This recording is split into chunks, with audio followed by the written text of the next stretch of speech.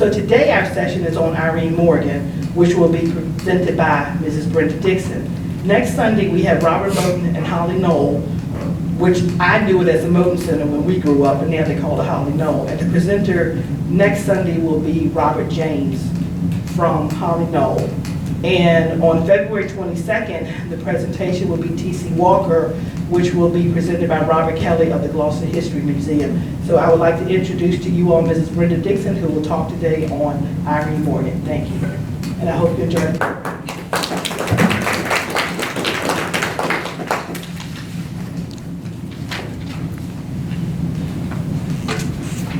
Well, good afternoon. Good afternoon. Thank you all for coming.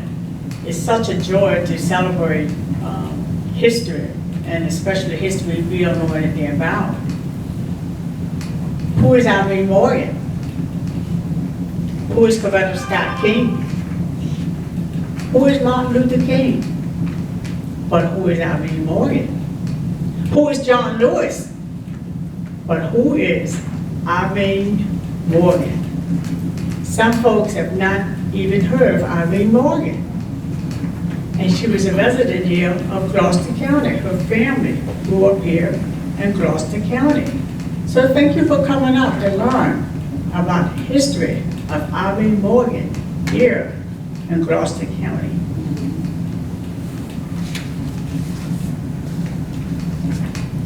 Irene Morgan's great-grandparents, on her mother's side, John and Fanny Tabb, had been slaves at the White Marsh Plantation. We all know where White Marsh is. Irene's mother lived here in Gloucester. Irene herself was born in Baltimore, Maryland. She had 2 children, a son and a daughter. And I'm so blessed to have met her daughter, whose name is also Brenda, and lived here in Gloucester. She still lives, I think, back and forth, but has a home here in Gloucester. So Irene, how did she end up here? She was in Maryland and she came down to visit her mother. The year, July 16, 1944. Think back to 1944. Things were different. She had a home on Denny Road, about a mile or so from the post office. The Hayes Post Office, which some of you have pictures of.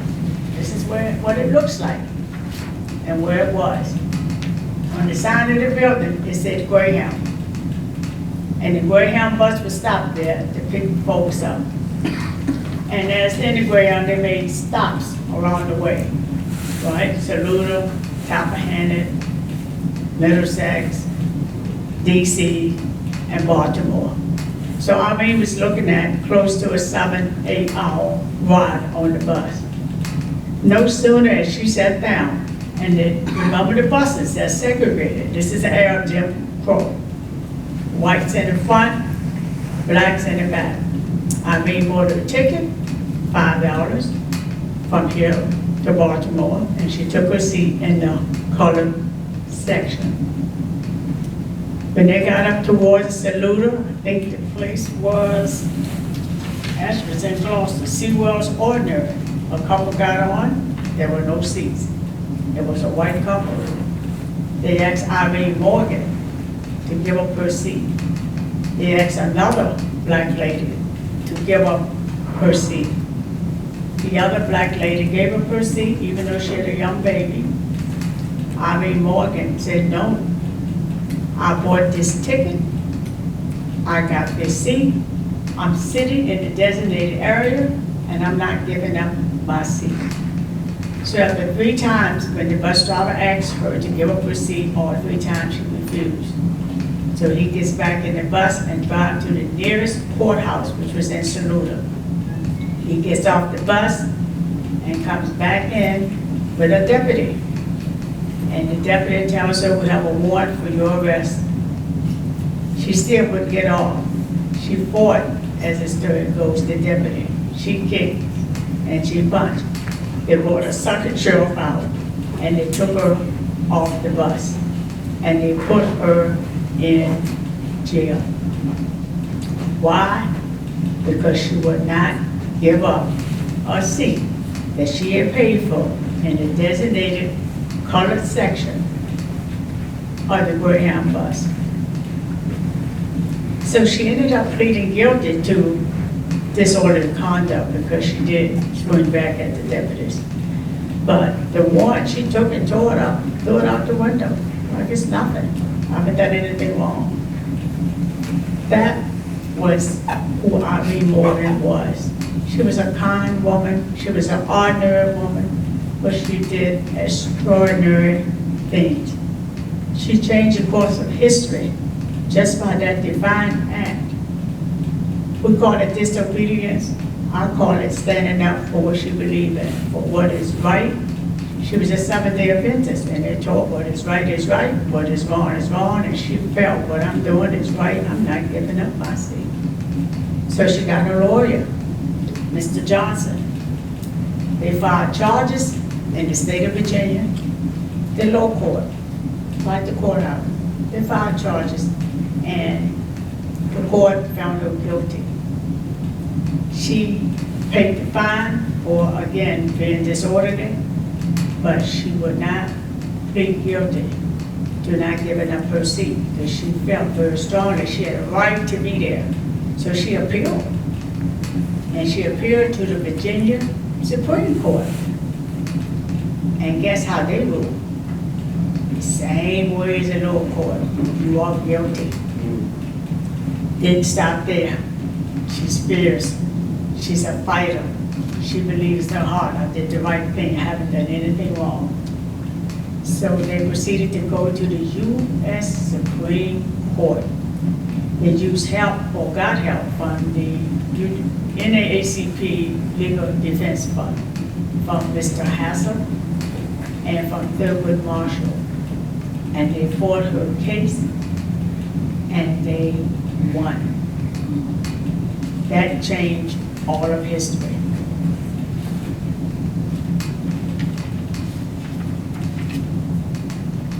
Irene Morgan versus the Commonwealth of Virginia. Irene Morgan versus the Supreme Court. Anyway, they ruled that segregation on the interstate transportation is unconstitutional. Did everybody abide by that? Of course they did. The states did what they wanted to do. But the main thing is she got her foot in the door. She won a life-changing decision. You cannot transport between the states and have segregation. People were overjoyed. Because back then, people were afraid to do anything. They had a place. Don't step out of place. She was the first one that stepped out and made it enforced, and made it known. She didn't expect the limelight. She didn't want the limelight. She was very quiet, very humble, just an ordinary person. But she believed in what was right and what was wrong. She dropped out of school. She was 10 years old. How come? Because she believed in what is right and what is wrong. Because she grew up in the days of Depression. Back in the Depression, people had no money. People had no food.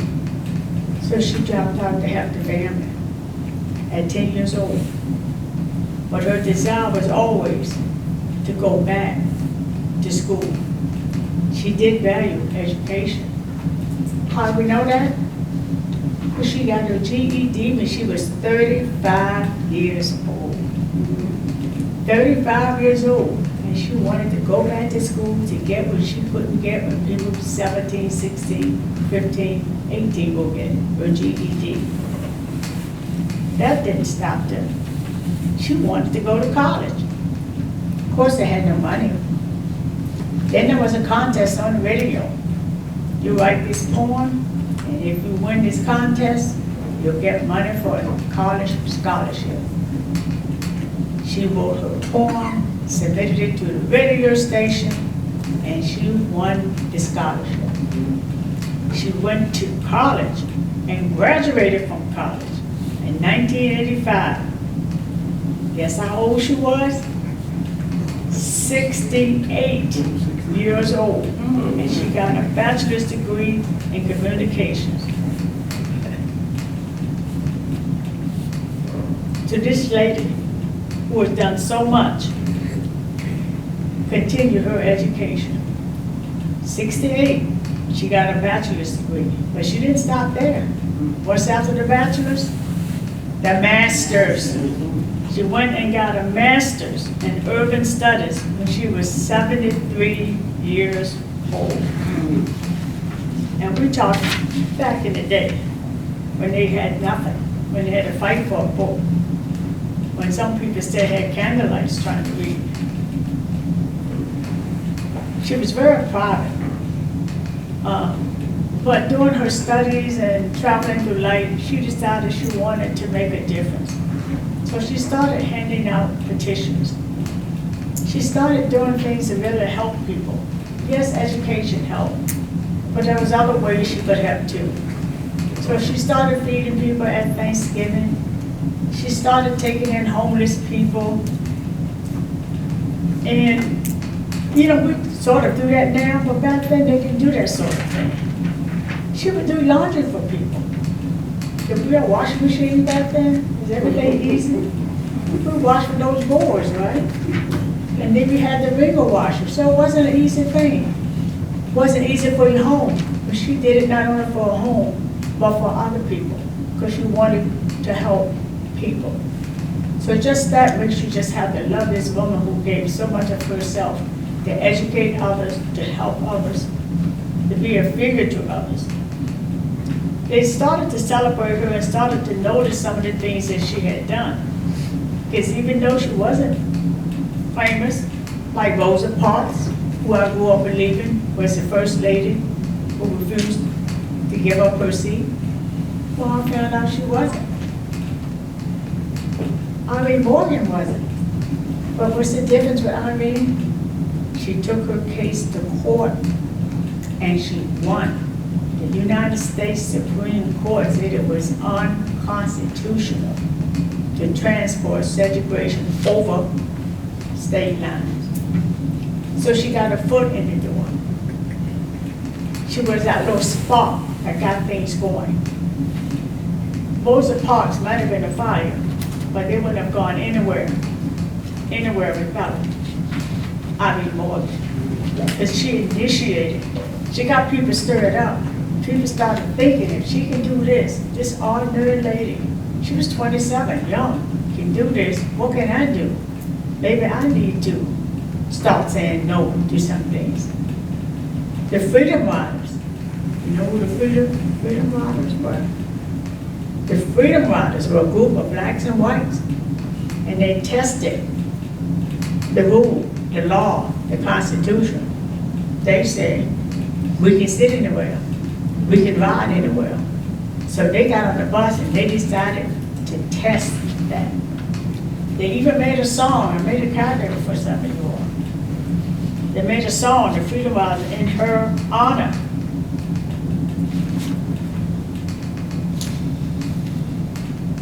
You don't have to ride Jim Crow. When you ride interstate, Jim Crow is dead. On June the 3rd, the High Court said, get on the bus, sit any place, because Irene Morgan won her case. Sit anywhere, don't raise a fuss. Keep cool, brother, your case is just. If the driver say move, speak up polite, but sit there tight, because you're in the right. You don't have to ride Jim Crow. Go quiet like if you face arrest. The NAACP will make a test. And someday we'll all be free. Yes, someday we'll all be free. When united action turns to tide and black and white sit side by side, oh, someday we'll all be free.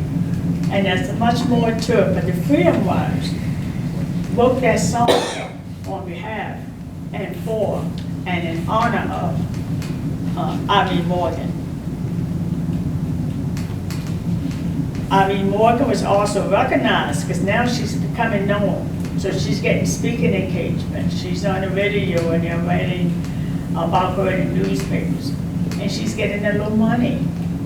but she never had a whole lot of money. So what did she do with the money? She made scholarships for children so they can do what she wanted to do, go to school. Because if it wasn't for that radio station, and if it wasn't for that scholarship, she would have not gone to school. So she did scholarships and gave it to people. She would take people in and let them stay there with her that had nowhere to go. She invested in people, and she invested in her community.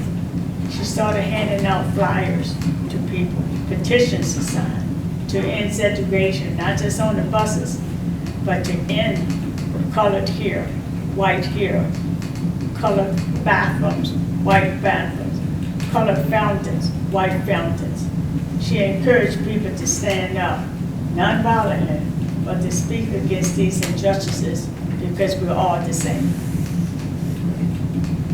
Few people know about her accomplishments until President Bill Clinton presented her with the Presidential Citizens Medal for her civil rights action on August the 25th, 2000, on the anniversary of Gloucester County 350th. Bill Clinton, the President of the United States of America, presented her with a Presidential Citizens Medal for her civil rights action. And if you ask her if she was a civil rights activist, she'll say, no, I'm just doing what any ordinary person would do. And they draped her coffin, and they put that medal on top of it. She died here in Gloucester at the age of 90. Her funeral was here at Gloucester High School. But going back to all these celebrations, too many to name. But they did a homecoming for her when she came back to Gloucester, and she was around 84 at that time. The Freedom Fund Riders based their 45th anniversary on her, and they came to see her to Gloucester. The Freedom Riders reenacted the ride from Gloucester, where she originally boarded the bus, to salute her. And she was awarded a plaque, a letter of recognition, and a musical tribute. And that's when they came up with this song, "We Don't Have to Ride Jim Crow No More." So we have some of her relatives right here in Gloucester. She has a niece sitting right here, Miss Cleo Warren, who actually lived with her and knows stories about her that I couldn't possibly know. But just reading about her makes you want to just love her. She said she was ordinary, but she was extraordinary. Because at 27, when all odds against you, and you're in the bus surrounded by folks who don't care if you live, breathe, whatever, and the sheriff comes to get you, and she stood up and said, no, I'm not going. She could have been lynched. She could have been raped. She could have been beaten. She could have had to take this to court, but she did, and she won. And I like to think some of that is her demeanor, because she was quiet. She didn't come across as oppositional. I'm going to fight you, I'm going to beat you. She was just a quiet, humble lady who just stood there and said, no, I'm not going to do this. And she got on the bus, I'm told, because she was ill. She had an ectopic pregnancy, and she had brought her kids down to stay in Gloucester with their grandmother while she could go back. And she had a doctor's appointment. So that made it even more sensitive for her, because you're not feeling well. Can you stand up on a bus for 7 to 8 hours to get from here to Baltimore? She knew she couldn't do it. It was unrealistic to think you could do it. But she sat there just as calm and just said, I'm not getting up. She paid her money. Didn't y'all remember the post office where she bought her ticket? Everybody remember, there's a picture of it, have that up on the Hayes post office, yeah. We attempted to get the road name for Irene Morgan, and we were not successful. But they did erect a plaque in her honor, one here, right across the street from where the post office was. And there was also one erected in the Saluda courthouse, again in her honor, to recognize all the good things she's done and her struggle. So why don't we know about Irene Morgan? is right here in Gloucester. This is our history. Her parents and grandparents were here. Her grandparents were slaves here. All we know is Rosa Parks. There were so many people before Rosa Parks. So it's good to be able to recognize and acknowledge those who came before. So when I started off, I said, who is Irene Morgan? And people look like I don't know who Irene Morgan is, and I've been there too. I didn't know who she was. But it spiked my interest in history to find out about all these unknowns. And every month or every year, there's a Black History Month, and I should do it more so than Black History, but I make a point of selecting someone who I don't know, who invented shoes, who invented the ironing board. There's always something. Who invented the GPS? Who invented the mathematicians that sent the astronauts to the moon? These are forgotten people. So take this opportunity to learn about those who came before us, whose shoulders we stand on, and whose creations and inventions and minds, and all the things that they thought about, they developed and do things that make our life easier. They did it to make their life easier. But look at what it did to us. What would we be now without GPS? How many people know it was a Black woman who invented the GPS? But the other day I got lost walking and pulled out my GPS to get to my car. I couldn't find out what my car was. I mean, we take so much for granted and everything that comes to us. But think back to 1944, it was scary times. They're killing people, they're lynching people. And here this Black woman, just looked small. She was a small statue who had the audacity that said, I'm not getting up. She made a difference. She got her foot in the door to open up all these other civil rights activities. She opened up the door for Rosa Parks. She was a spark. Rosa Parks was a fire, but she was a spark that got the fire going. She said no. The Freedom Riders, so many of them died, but they wanted to make a point that we can sit anywhere we want to. We can ride anywhere we want to. And all of that because of because of Irene Morgan. And I'm just so thrilled. Dr. Cook is not here, but she actually met them when he came to Gloucester. And entertained them, and they got on the bus and just rode to salute her because that's what Irene Morgan did. In her honor, they reinvented that and replayed that. It was so wonderful to be able to honor this lady. It's such an honor to stay in here and to tell you all about her. Look her up. She's on Google. You can find her so much more about her. Her niece and her nephew, I'm sure, can tell you so much more about her than I can. But I'm just so thrilled to know that she lived and made our lives better.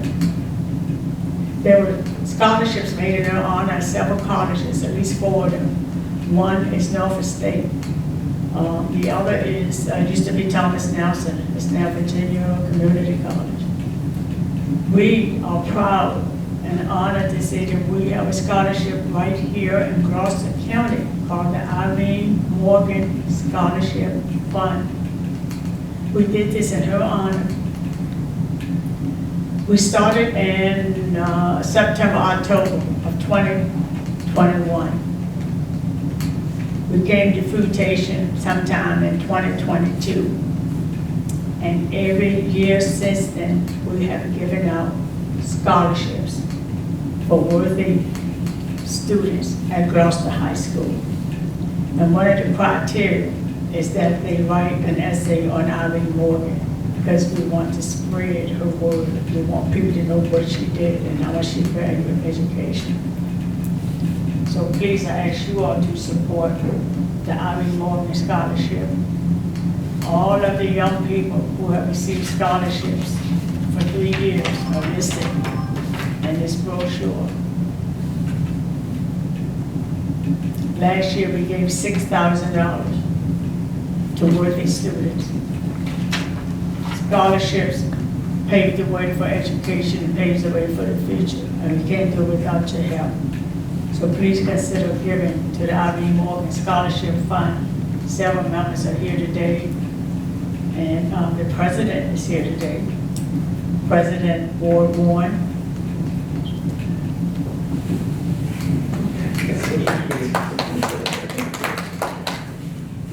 catalyst for getting this going, because you always need a head, you need somebody at the top to get it going. And he was so gracious to take this on. So we're so proud to have the scholarships, and again, we ask that people donate to it. Send your donations to First Baptist Church in Ordinary, Virginia, and CC in care of Irene Morgan Scholarship Fund, and we would so much appreciate that. Are there any questions? Anything you want to know? She had 2 children, a son and a daughter. She's been married twice. I'm told she had to, didn't have to, but when she got married a second time, people threatened her life. So when she got married, of course, that changed her last name. And she moved away, because people can be very ugly.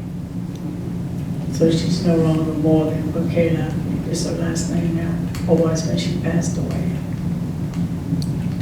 And we still got people running down to prevent people from harming them. It's so sad.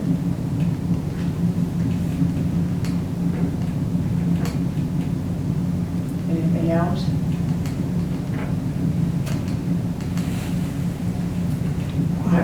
Yes. I have a question. I'm from Newport News, and I learned about Irene Morgan a few weeks ago.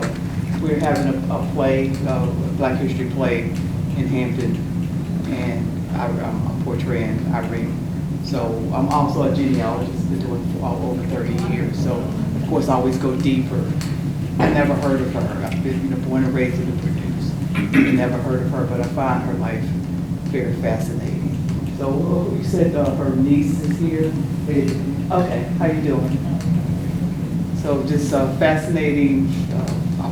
My parents were born in 1944, so. But it's interesting reading of how she took a stand and how she physically fought back and fought. Yes. Interesting, even though she was in pain. But she didn't just stop there. Yes. With going through the lawsuit and all that. She took it to the next level. So I find that as a historian, find that interesting, and because that generation and even previous generations did certain things, my generation was able to benefit from those things. Yes. So very appreciative. Those things we take for granted, riding a Greyhound bus or other modes of transportation.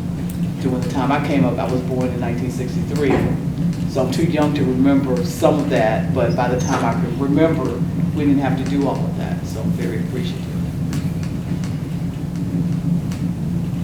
Thank you for sharing that. I forgot our church was very, very, very light. People can pass. He had a brother who was dark, and he said when it was just him and his mom, they could ride up front. When he brought his brother along, they had to sit in the back. So there's so many stories, that you hear of people that they have to go through or had to go through back in the day. And I'm glad you mentioned that people don't know. You said Rosa Parks, everybody said, oh yeah. You said Irene Morgan, who did not give up her seat, and she did. She didn't stop. And you know who bailed her out of jail? The first president of the NAACP, George Nelson Carter, here in Gloucester, Virginia. He spent $100, he bailed her out. George Nelson Carter's son was a minister at the church here, Shepherdsville Baptist Church, for over 18 years. His daughter just got awarded Teacher of the Year. She teaches here at Gloucester High School. Her name is Diane Carter DeMayo. So history hasn't stopped. It still moves on. And they give honor to the NAACP because they took the case and they fought it and they won.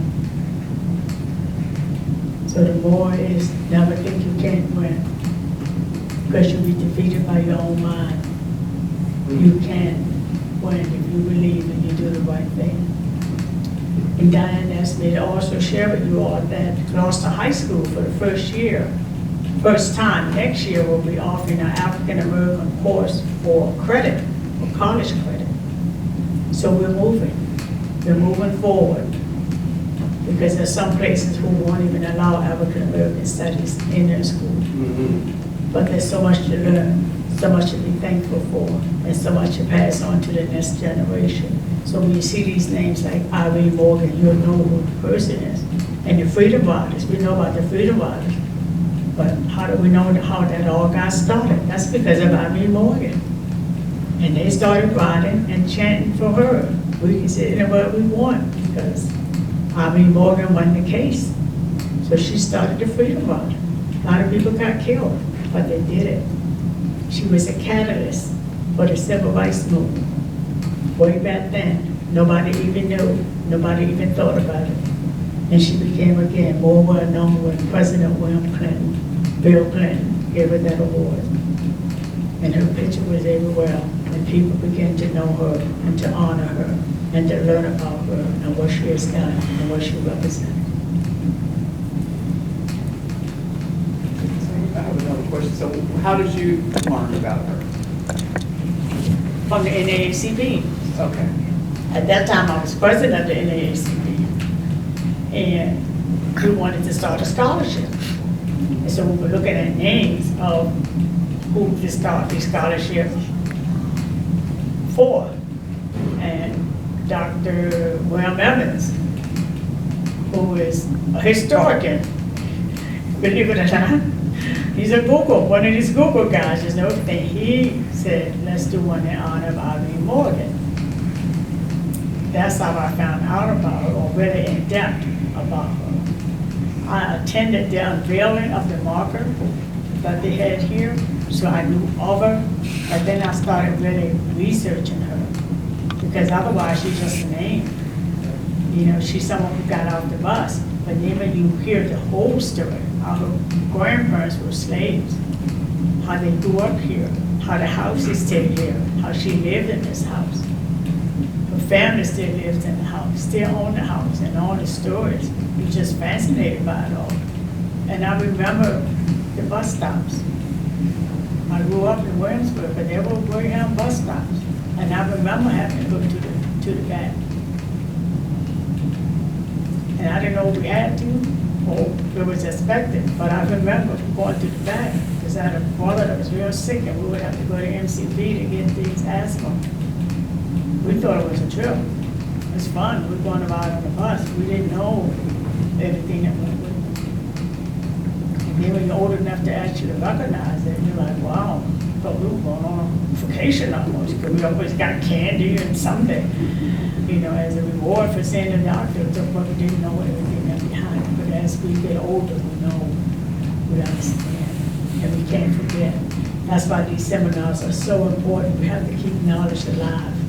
We can't let it die. If we don't pass this information on and on and on, people will forget. We can't let this happen. We can't forget what happened and how we got where we are now.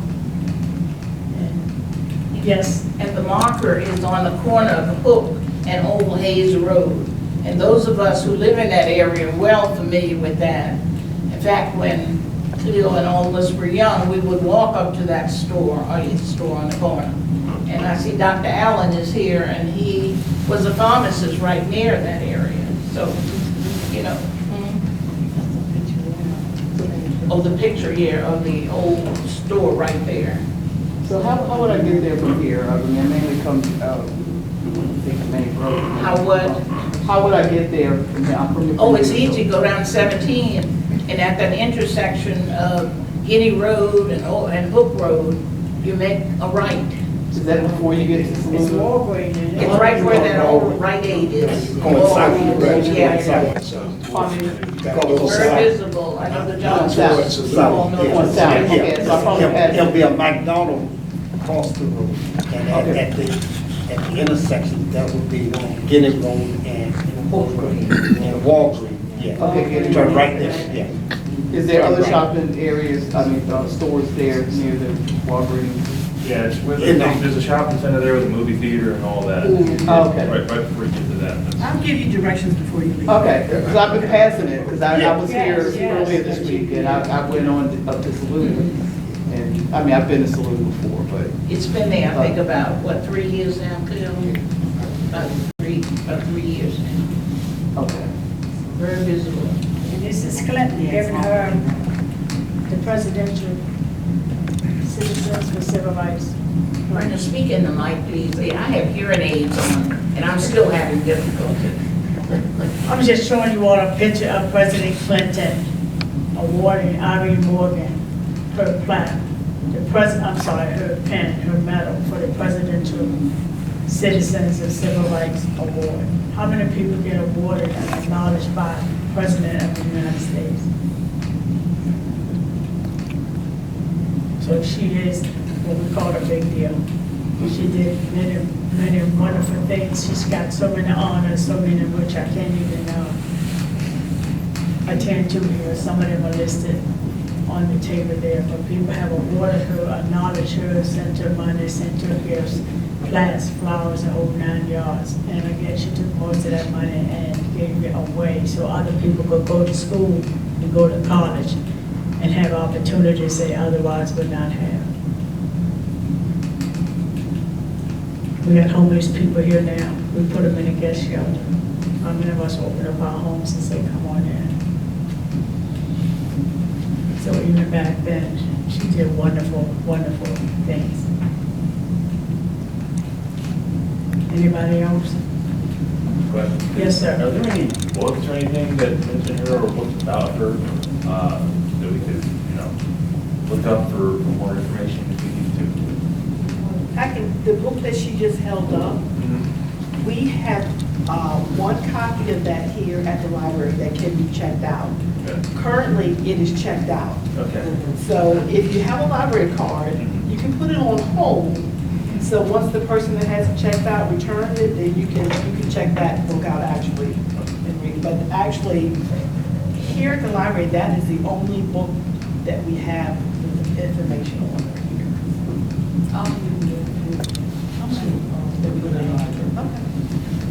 So I found quite a bit on the internet, some from the Seventh-day Adventist Church and various sites. So you can Google her. There's YouTube videos as well. And with the ceremony, the 2001 ceremony, where she was awarded the medal from President Clinton, that I found that on YouTube as well. So it's good to see her standing there and see her in the flesh. Beautiful woman. I found a lot of information in this book. And great-grandparents of more slaves. It's a lot, it's not in depth, but sort of 1 or 2 lines, and you kind of get a feel for it. And as this young lady said, you might do better to research it more on our sites. It's a lot of information about her.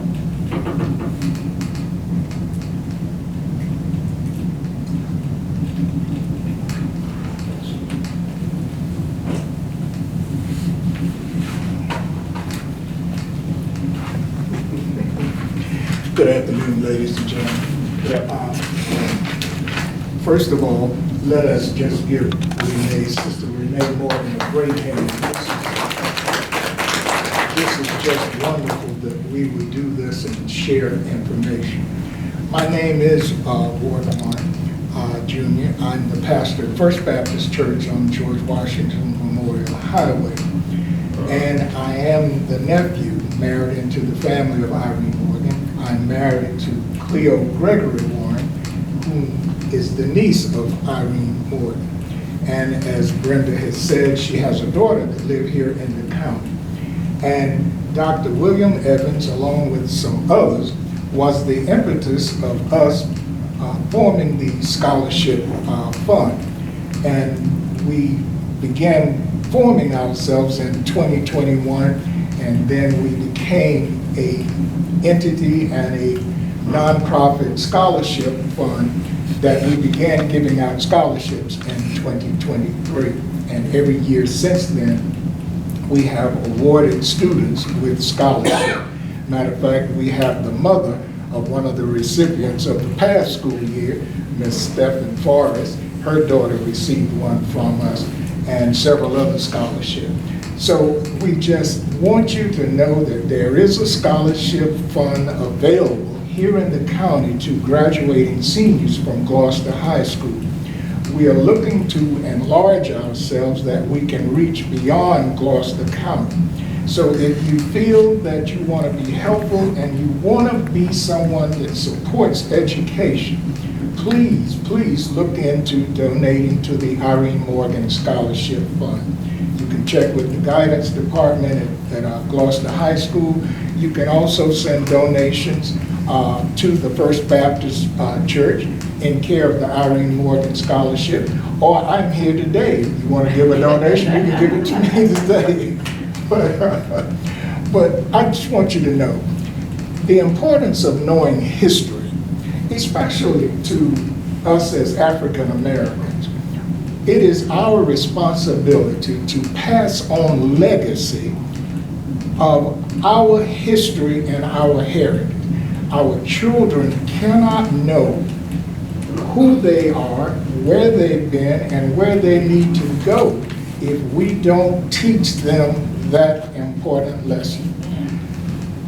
Aunt Irene was a very unassuming woman, was not looking for notoriety or anything, but sometimes when you get sick and tired of being sick and tired, you stand up for what you know is right. And not only did she go to the United States Supreme Court and won, she's the impetus for so many other things that have happened since. Once that happened, then they realized we do have a voice, and then Brown versus Board of Education. So many other things began to happen. So we have to make sure that we remain, our solidarity remains together. We have to understand that no one will give you anything. Things must be earned. So education, knowledge is the key to opening so many doors. I encourage all young people, not only just make your parents push you, but have a thirst for knowledge. I went to segregated school, and everything that I know about Black history, my people and their accomplishments, I had to learn on my own. There is no need for any child, any adult now to say, I don't know. Everything is at a fingertip. You can acquire knowledge just by touching a button. And as old as I am, I'm learning technology. So it is there for the learning. I just applaud all of you for coming out today, just to share in this. This is eye-opening. And then once we learn how to come together and speak truth and sharing each other's history, because your history is no good without my history is no good without your history. We have a shared history in this nation. So we have to learn how to explore that history. And let's start having honest conversations with each other. You know, sometimes truth hurts and truth hits you right in the face, but you have to learn how to speak truth. And I just want to say to our young people, and I know these young people well, I've known them since they were little children. It is important to know who you are. I applaud their grandmother because she just keeps them right at the grinding stone. She just insists that they learn. You see this little young man right here, Benjamin? He is so accomplished. I want y'all to talk to him before you leave and just see how grammatically correct he speaks. He comes up to me all the time. Brother Warren, how are you? And just extends his hand and just have a conversation with me. And I'm just blown away at his age. So to see, if we don't invest in our children, and that's the preacher in me, y'all. Y'all forgive me. If we don't invest in our young people, then we cannot be disappointed if they don't succeed. Inspect what you invest in and make sure that they learn. But again, Renee, we thank you just for having this platform that we can learn about history. It is important that we know who Irene Morgan was. She was the impetus of a lot of things that would follow, not just to stop interstate discrimination, but to open up the interstate that you can no longer segregate in crossing state lines. It is just great. And to Ms. Brenda, marvelous job. And please, before you leave, take the time to just look at the displays and learn the history of Irene Morgan. I should have brought, I had many flyers, we just had some printing done for the scholarship fund. I should have brought flyers, and I had some of these. I should have brought some of these to give out, but you know, my mind not as young as it used to be. So I forgot. But please, keep the Irene Morgan Scholarship Fund in mind, that when you decide you want to give donations to be a help to young people, remember the Irene Morgan Scholarship. So thank you guys so much. Thank you for coming. Thank you for being a historian and a genealogist. We need more of those. I'm going to say this, and I'm going to sit down. In our community, and when we were still on the shores of Africa, we had in every tribe, every village, what was called a griot. And that griot could tell family history as far as 600 years mentally in their mind, because they remembered family history like this. My name is Ward Warren. My father was so-and-so. His father was so-and-so. And that's how they remembered history, long before they could ever write. So you have to know this in your mind to be able to tell your children. You see, teach them who they are. First of all, teach them their name. Don't teach them a nickname. Because you can say, what's your mama's name? Mama. What's your name? Boo-boo. Teach them who they are. First of all, before you give them a nickname, let them know who they are. Amen? Amen. Amen. Thank you for listening to this preacher.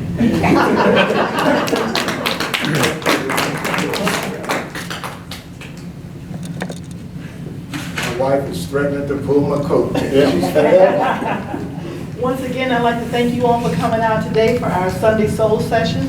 Our special thanks to Miss Brenda Dixon. That was a great presentation. I thought I knew a little bit about Irene Morgan. I really learned her life story today. So I think I need to do a little bit more research myself. Thanks for the library to allow me to be able to have these programs here this month. Thanks to the Warrens, their displays that they have set up. Please make sure that you look at them before you leave. There are some couple of materials on the table that you'd like to pick up and read on the way. And also a special thanks to Mr. Jerry Varner, who reached out to me a couple of weeks ago. He asked could he come and record these sessions so he could put them on at the History Museum? Yeah, I'll give them to the History To the History Museum. Yeah. Yes, yes. So I really appreciate you coming out with your camera, your recorder to record this, because as you and I spoke, you felt like this needed to be recorded to put in the history here in Gloucester County so that anybody who has an opportunity to come view what you've done, they can see what we've done here today. So once again, I thank you. I hope to see you all next Sunday when we come learn about Robert Moten, and as I know it as the Moten Center. Thank you for coming out.